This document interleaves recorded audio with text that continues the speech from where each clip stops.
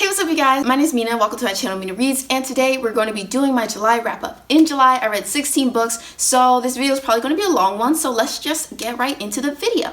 So the first book that I read in July was Beach Read by Emily Henry. This is about a character named January. January's father has recently passed away and he left her a beach house, and so she's going through the process of selling this beach house while also trying to write her latest novel because she needs to sell a novel pretty quick because she's super broke, and she ends up moving in next to her college rival Gus. And so this is a romance, and it's also supposed to be like a story about January and her grief and her complicated feelings about her father, because after his death at his funeral she finds out that he was a cheater and he had a whole mistress. And so this book is about January kind of trying to navigate these really complex feelings about her dad and about his death, and also with this new information that she discovered about him.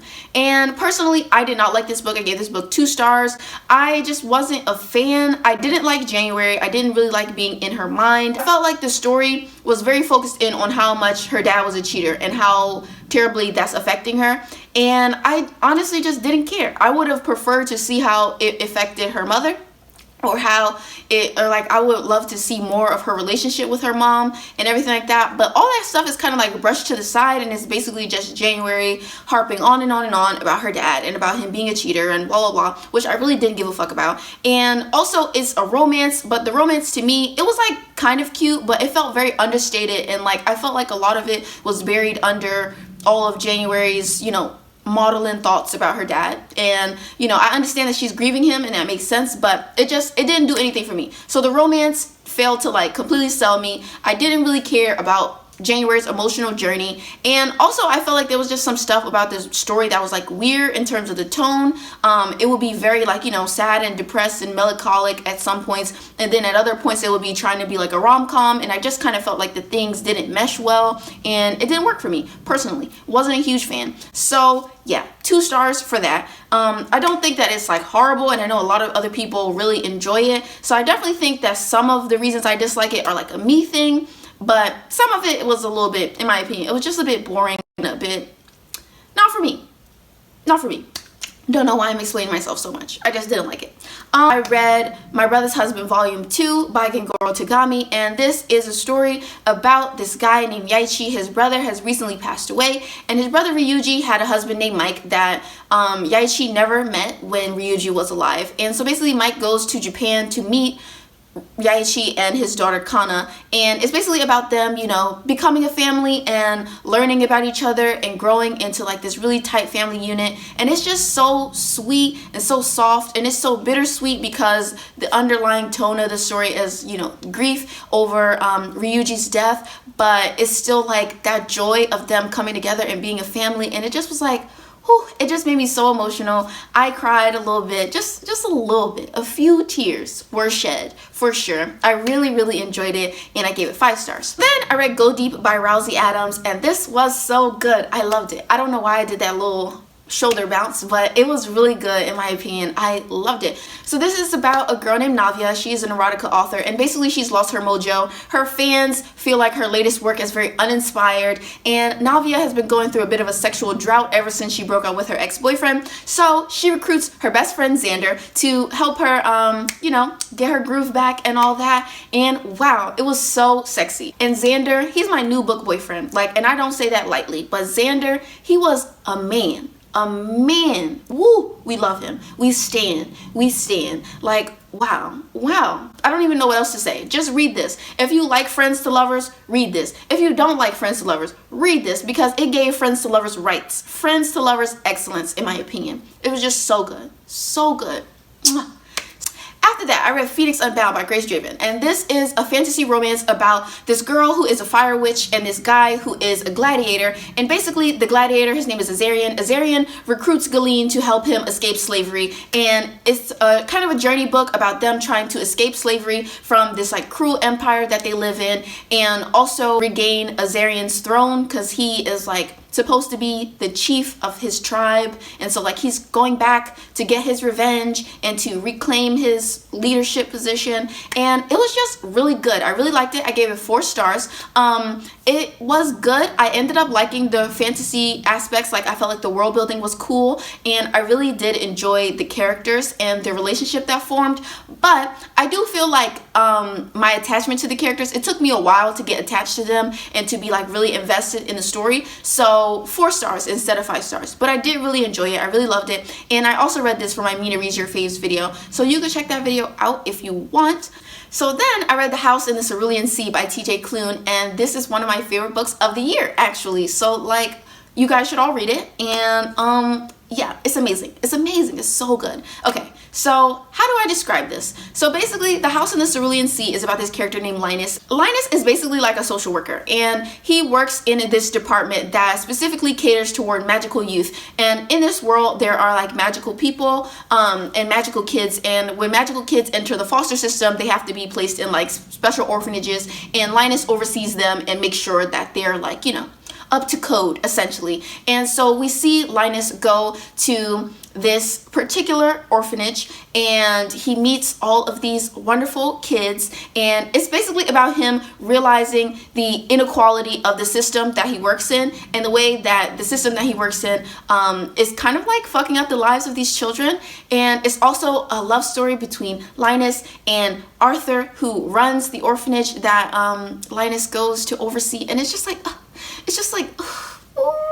it made me so emotional. Like, I love the way this book is written. I think the writing style was so unique and so quirky, but it was so fun. And Linus as a character, I was obsessed with him. He was so interesting, but he was so boring. He was such a plain person, and I love the way that this author gave us like a plain protagonist but made them into such a well-realized character, and I felt so attached to him.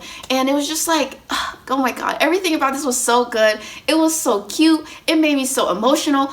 There's a scene that made me cry over a button, and I will let you read the book for yourself so you can understand the context, but I sobbed reading that scene. So I feel like you should all read it. You should all give it a try, because it's just like the found family vibes are amazing. It's like so fun and so whimsical, and I feel like if you like fantasy in a way but you want it to feel like more grounded, I would recommend it. I feel like if you like the Wayward Children series, you will probably enjoy this. It's just like, it's just so good. It's so good, you guys. Like, you just need to read it. I don't even know if I'm explaining it in a way that makes any kind of sense, but it's so good.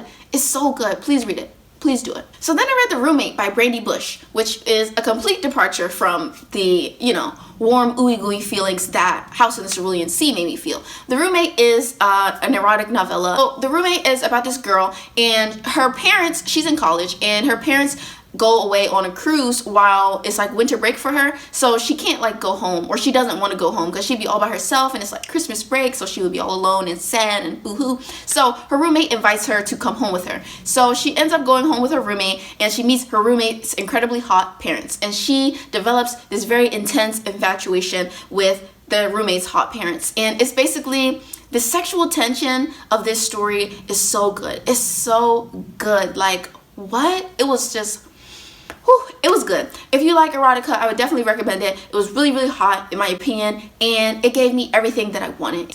It slapped. Also, Brandy Bush is Katrina Jackson's pen name, so if you like Katrina Jackson, definitely go read this because it's fire. But then I read Take a Hint, Dani Brown, and oh my god, this is also one of my favorite books of the year. So really, we had a good reading month in July, clearly.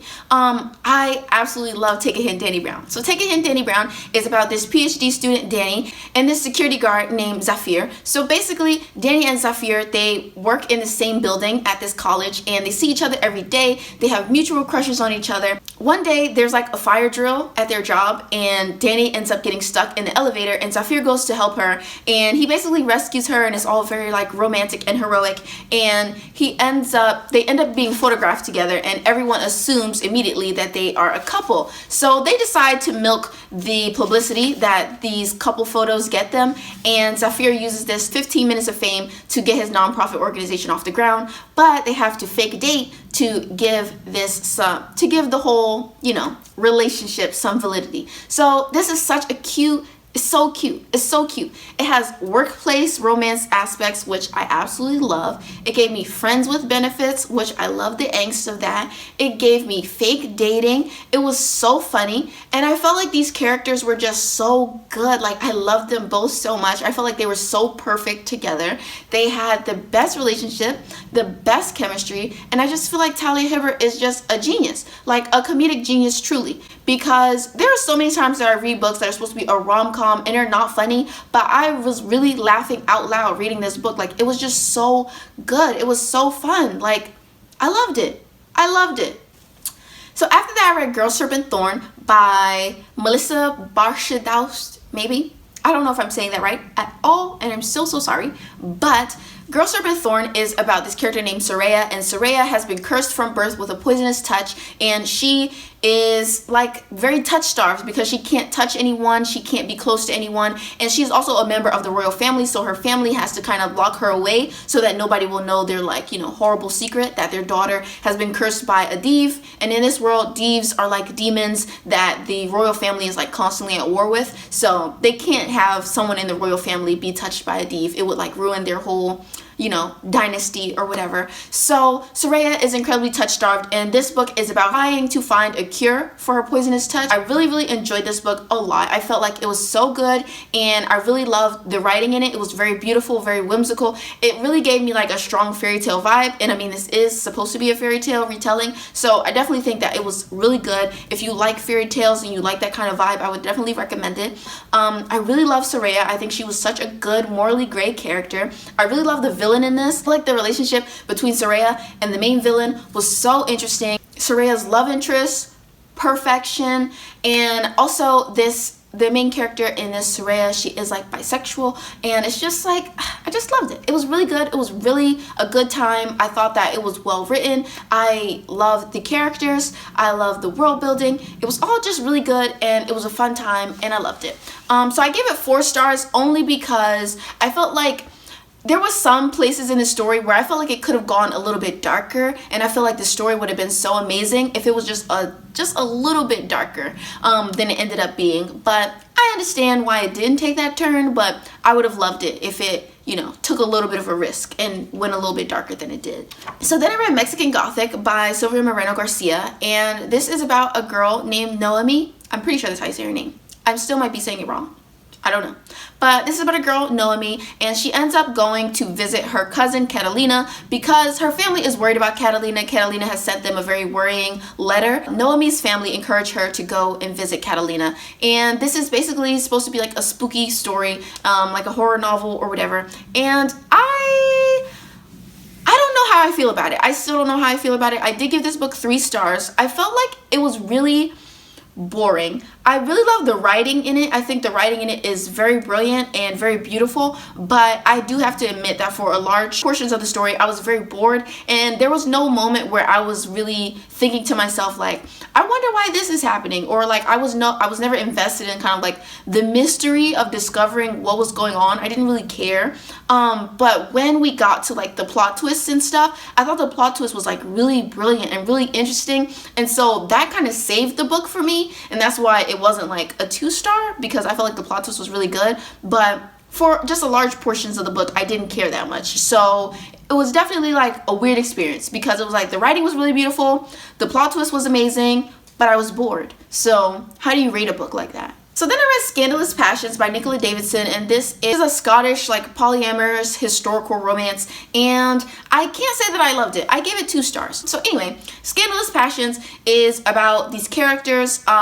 This one lady named Janet, and Lady Janet, she was the mistress to the king, but the king has recently got married, so she has to like evacuate the palace where she was living, because, you know, the king's wife is not too pleased about her existence. So Janet is being moved to her own home, and she has to house this younger lady named Marjorie, and she's also taking this bodyguard guy with her. His name is Lachlan, and it's about all of them, and they all like each other, and they're all banging, and it's like, it's whatever. Personally, I didn't really like it that much. I wasn't a huge fan of any of the characters. I didn't really care about them. I was a bit bored, and also, like I said, it's an erotica, so there's a lot of sex scenes in it. And I didn't really enjoy the sex scenes in this that much. They were just didn't like do all that much for me. And there was like some weird euphemisms that were used a lot that took me out of the story, and it wasn't hot for me. So I just didn't like it. Like, I didn't really like the characters. I didn't really give a fuck about their relationship, and I thought the euphemisms were a bit weird, so it didn't work for me. But I don't know. It was probably just a me thing because I don't really read that much historical romance, so I wasn't prepared for like all of the weird stuff that they were saying, like the pleasure pearl and all that. I wasn't prepared, so maybe if I read more historical romance, it would be better. I read The Roommate by Rosie Dannon. This is about a girl named Clara and this guy Josh, and basically Clara ends up moving to LA to live with her childhood crush, and basically her childhood crush, he flakes on her.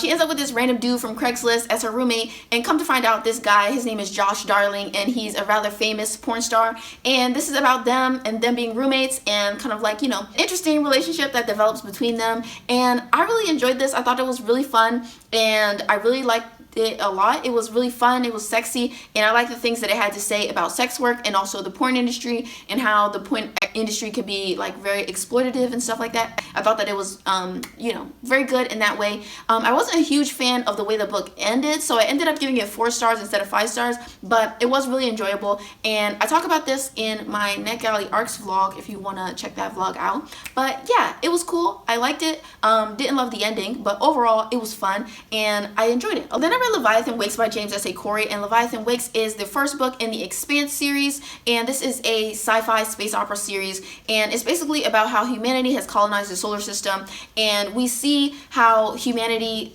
they have all these different factions, and so like people from Earth and Mars dislike people from the outer planets, and they all have beef with each other.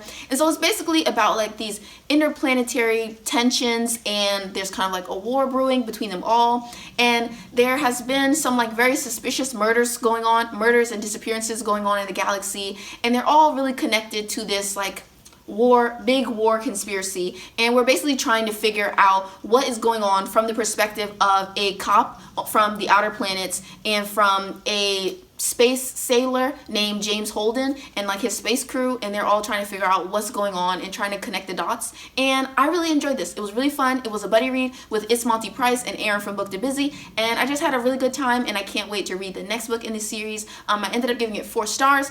It was just very cool. Then I read Harbor by Rebecca Weatherspoon, and this was so good, you guys. I loved Harbor so much. So Harbor has a bit of a complicated plot. It's about these 3 characters, Brooklyn, Vaughn, and Shaw. So Brooklyn, Vaughn, and Shaw, they end up basically trauma bonding together after their respective partners have all been cheating on them. So Vaughn and Shaw were in a polyamorous relationship with a woman named Corinne, and Brooklyn was in a relationship with a guy named Josh. So Corinne and Josh were cheating on their respective partners, and they ended up getting murdered by this person that was stalking Corinne. And so they're like, you know, there's this whole brutal setup where our characters Brooklyn, Shaw, and Vaughn are all grieving the deaths of their partners while also feeling that like hurt of being cheated on. And it's basically about them really bonding over the fact that they just have this really unique form of grief together. And so it's about them coming together, bonding, forming a friendship, and that friendship evolving into something more together. And I just really loved this book.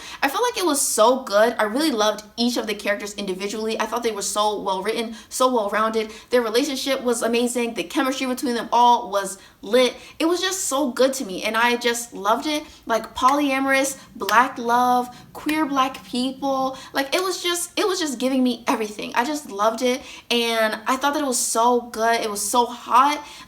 This is a part of Rebecca's Beards and Bondage series, so like y'all should read the other books in the series because they slap too, but this one was just, ooh, it was just so good, and it made me emotional, and I love the characters so much, particularly Vaughn. Vaughn was my favorite character. He just meant so much to me. He made my heart warm. Like, he just has so much love to give, and he just wanted to give everyone love and take care of everyone, and it just was like, why is my voice going so high? But Vaughn just made me feel so good, and I just loved him so much.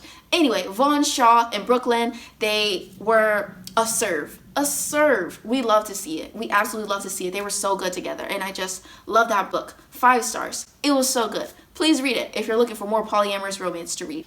So then I read There Are Things I Can't Tell You, which is a manga, and it's basically about these two like childhood friends, and it's about them like becoming lovers when they get older, but it's very like angsty and will they won't they kind of thing going on. I gave this book 3 stars, or I give this manga 3 stars, mostly because I like the art style in it. The characters were also cool. I wasn't super invested in their relationship, if I'm being completely honest. I didn't really care for the writing all that much, but I felt like the art style was really beautiful. Like the epilogue was so cute. So basically 3 stars for the epilogue and the art style, essentially, because the writing didn't really do much for me. So then I read Release Some Tension by Nicole Falls, and this is a cool black love erotic novella about these characters named Ayumi and Lewis, and basically they've been friends with benefits for like a year now, and Lewis really wants to take their relationship to the next level, and he's trying to convince Ayumi to let him be her man, and they're just so cute together. They're so cute together. They're so funny. Genuinely, like, they're such hilarious people, and I love this. It was very dramatic, and it was a bit like, I don't want to say out there in a bad way, but it was just like, it was very dramatic and over the top, and I had so much fun reading it. And I really liked Ayumi because she was such like a confrontational protagonist, and it was just funny to see her like arguing with people. Like, I love to see it. It was very funny to me, and I really liked it. It was hot, it was funny, it gave me a lot, and I really enjoyed it. So 4 stars. Really liked it. Would highly recommend it if you want something fun to read. Okay, so then I read The City of Brass by S.A. Chakraborty, and this was a reread for me. This is basically about this girl named Nahri. She's a con woman, and while she's conning some people, she ends up accidentally summoning a djinn, and summoning this djinn takes her life on a whole different turn, and she ends up discovering that there is a djinn city called Devabad, and she's traveling to get there. And we also have another point of view from a prince named Ali Zaid, and it's about him trying to deal with the corruption in his city and the fact that he wants to aid this group of people called the Shafi, and they are being oppressed by his father, and he doesn't know the best way to help them. And it's basically about his internal conflict and his loyalty to his family while also wanting to do what's right and protect the rights of the Shafi. So there's a lot of stuff going on, and it's very good, and I really like it. I love the writing style. I really like the characters, even though they get on my fucking nerves all the time, but I still love them. They're my babies. And the only reason I'm giving this 4 stars instead of 5 stars on this reread is that I felt like it was so slow this time around. I think it's just because this pacing of the book is pretty slow, and I think that because I was rereading it and I was like in such a rush to get to some of my favorite parts, it made it feel like the story was dragging a little bit in the beginning. But I am glad that I reread it and I got to read it with my patrons. So if you would like to be a part of my Patreon buddy read each month, become a patron. The Patreon link is in my description below. And next month's buddy read for August is going to be, looks like it's going to be a really cute adult romance, and I'm excited about it. So like, yeah, if you want to join that buddy read, click the Patreon in the description below. But yeah, so that's all the books that I read this month, and there was a lot of them. So let me know if you read any of these books. Let me know what your thoughts on any of these books were. Let me know how you felt about them. Let me know anything that you want to let me know in the comments below, pretty please. And please leave me the purple heart emoji if you made it all the way to the end of what I'm sure is a long ass video. So if you made it all the way to the end, purple heart emoji, please, in the comments. I would love to see who made it all the way here. And yeah, thank you guys so much for watching. I will see you all in my next video. Bye, you guys. Like, comment, and subscribe. And a special thank you to all of my patrons.